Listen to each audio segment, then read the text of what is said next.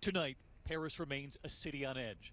Mourners gathering here at the Place de la République, laying flowers, everything calm, and then suddenly, panic sets in. A rush screams, thousands begin running, a stampede begins. Police say fireworks being set off were to blame for the chaos. Crowds trampling on the carefully laid memorials, falling down right onto the candles, sprinting as teams of police approach, guns raised, peering around the squad cars. This all comes as tonight there is an all-out manhunt now underway. Police chasing clues. This car being towed near the scene of one of the Paris attacks. And just outside the city, another car found 3 Kalashnikov automatic rifles inside.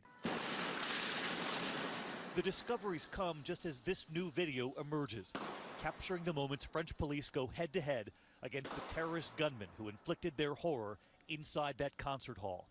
Time magazine obtaining video of the terrifying scene unfolding in real time Friday night.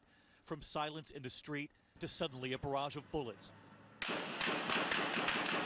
Officers crouch behind their police cars, carefully approaching the suspects. They take aim, then shoot. Then the heavy gunfire ensues, sparks in the streets. More than a dozen shots. Innocent bystanders can be seen running for cover. Photographer Patrick Zachman captured the images. I heard the sound of a woman screaming, aidez-moi, aidez-moi, so help me, help me.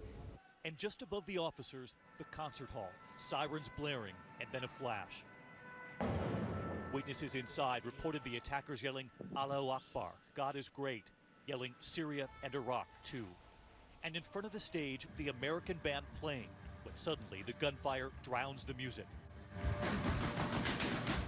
One singer appearing frozen, the drummer taking cover. Behind that concert hall, hostages desperately trying to escape through emergency exits, even the windows above. And hanging from those windows, one woman who tells everyone she's pregnant. The wounded hobbling down below, others being dragged away from the gunfire. S'il vous plaît, qu'est-ce qui se passe? Please, what's going on? One person yells. They're shooting on us. They're shooting on us, someone responds. I'm here, baby, I'm here, a loved one calls to another as more shots are fired. This is now the deadliest attack here in France since World War II. And with ISIS claiming responsibility, we now know it was a highly planned killing spree. 6 separate attacks. 3 teams of terrorists, the attackers wearing identical suicide belts. And tonight here, a clearer portrait of those 3 hours of terror. The first of the attacks starting at 9:20 p.m. outside the stadium. A suicide bomber blowing himself up in the middle of a soccer match. 5 minutes later, 9:25 p.m., 4 miles away, gunmen in a black car opened fire at 2 restaurants, killing 15. I was holding on to a woman on the floor with me, and I realized she wasn't breathing. Then at 9:32 p.m., a block away, the shootings at another restaurant, killing 5. 4 minutes later, the gunman opening fire on a 3rd restaurant, hitting diners on a terrace, killing 19. 4 more minutes go by, and a suicide bomber detonates his belt further down the street, seriously wounding 1 civilian. And in those same moments, the 3 men wielding AK-47 rifles were bursting into that concert hall as the band Eagles of Death Metal were playing. They begin shooting at concertgoers one by one inside Bataclan Hall. Meantime, as all of this unfolds, 2 more suicide bombers detonating their belts outside the soccer stadium. And shortly after midnight, 12:13, police raid the concert hall, the attackers blowing themselves up. At least 89 murdered inside, carnage across the city. The deputy mayor telling me today they have never seen anything like it. But when you see the bullet holes straight through the windows of the restaurants that they drove by and fired in on innocent people, that's something that's entirely new. Yes.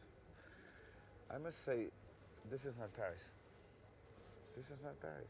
You can see the bullet holes where they fired indiscriminately right through the windows of the restaurant while people were having dinner inside. They've now placed flowers here to remember the 15 victims in these 2 restaurants alone. And if you come across the street, you can actually see the memorial that's been growing by the hour here in Paris.